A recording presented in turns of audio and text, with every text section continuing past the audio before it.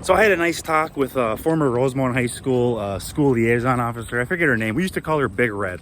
Okay, and then the other officer's name was Alan Spillman. And I was asking him about the recent Eagan Police Department incident where I think his last name was Bin Pong.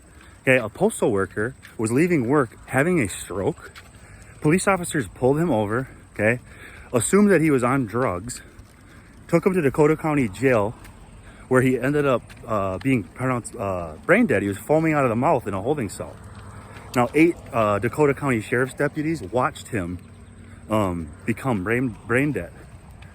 Okay, they didn't give him any medical help. I mean, if you think he's on drugs, that's immediate medical attention. That's like an overdose situation. He should have went to the hospital. So, Mr. Tillman, okay, you said your dad recently died of a stroke. So how would you feel if your dad had a stroke while he was driving, police officers pulled him over, thought he was drunk or on drugs, took him to Dakota County Jail, and 8 Dakota County Sheriff's deputies watched your dad die? I think you would feel a little differently, Mr. Tillman. Okay, if it was your family member that this happened to, I think you'd be a little bit more passionate about it as a police officer.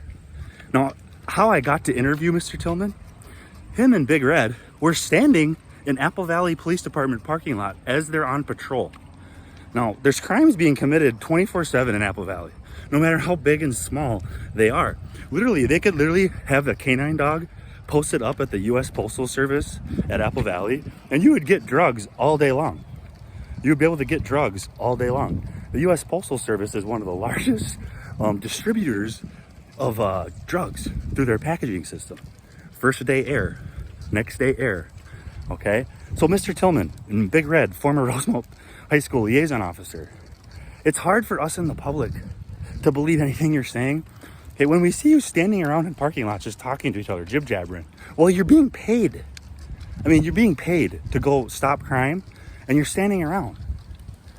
Okay, we lead the world in school shootings, child porn, pedophilia, military-based shootings, and an array of other terrible statistics, thanks to that kind of law enforcement mentality that they think they can just sit around all day and go nonchalant, stand around. I'm sick of it.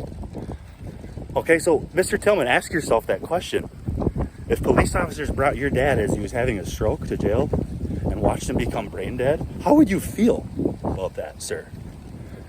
What would you want to happen to those police officers?